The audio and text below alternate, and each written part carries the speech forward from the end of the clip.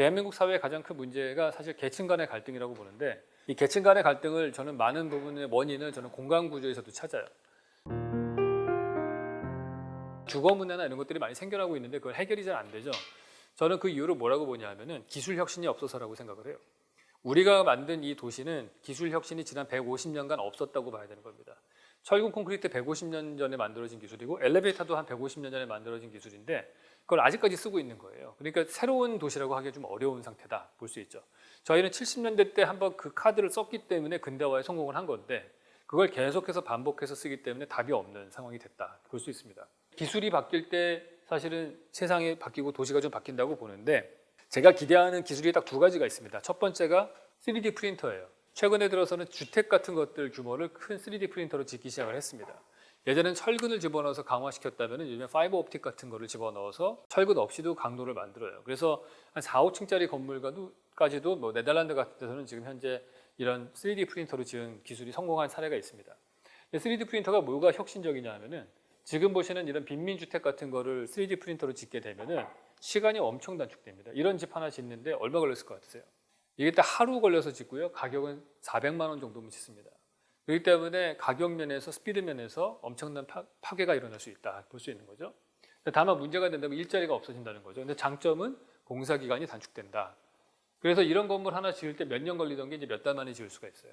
그럼 디벨로퍼 입장에서 보시면은 도시 개발을 할 때 금융 문제가 많이 해결될 수가 있습니다. 단축되기 때문에 이자를 많이 내지 않아도 되는 그런 장점이 생기는 거죠. 또 다른 제가 기대하고 있는 기술은 이런 보시는 것 같은 자율주행 자동차예요. 자율주행차가 여지껏 봤던 거하고 약간 다른 방향으로 진행시킬 수 있을 것 같은데, 자동차의 소유가 줄어들게 되면은 보통 보수적으로 보면은 자동차 소유가 한 절반 정도로 줄을 거라고 얘기를 해요.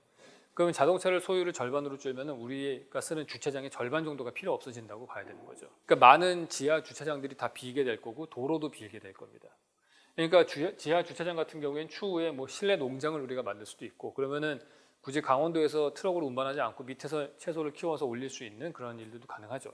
현재 예전에 2차 세계대전 때 벙커로 쓰던 거를 영국 런던에서는 실내 농장으로 바꿔서 근처에 그로서리 샵에다가 샐러드를 공급하는 그런 것들도 현재 진행하고 있거든요. 도로가 이렇게 많았는데 차선 숫자가 줄어들 수 있겠죠. 그러면은 여기에 공원을 만들 수도 있습니다. 그래서 여러 가지 도시 공간 구조를 비어지는 공간을 다시 재배치를 함으로 인해서 우리의 도시를 새롭게 만들 수가 있다 이렇게 볼 수 있습니다.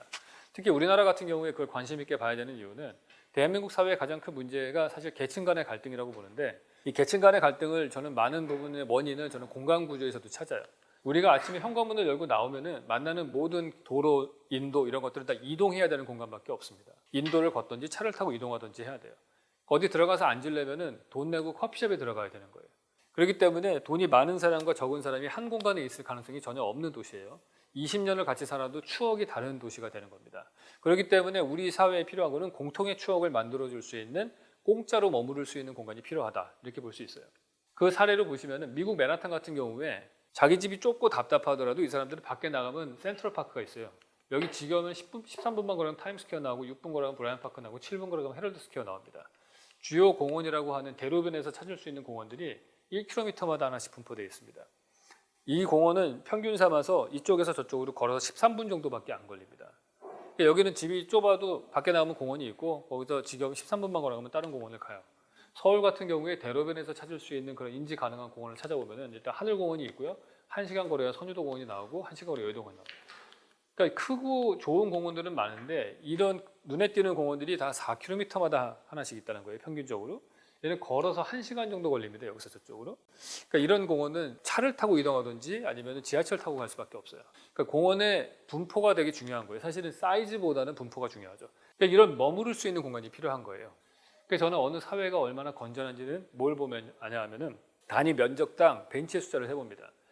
그러니까 뉴욕 맨하탄 같은 경우에는 브로드웨이 950m 구간에 벤치가 170개가 있어요. 서울 같은 경우에 같은 길이에 신사동 가로수길에 벤치가 3개 있습니다.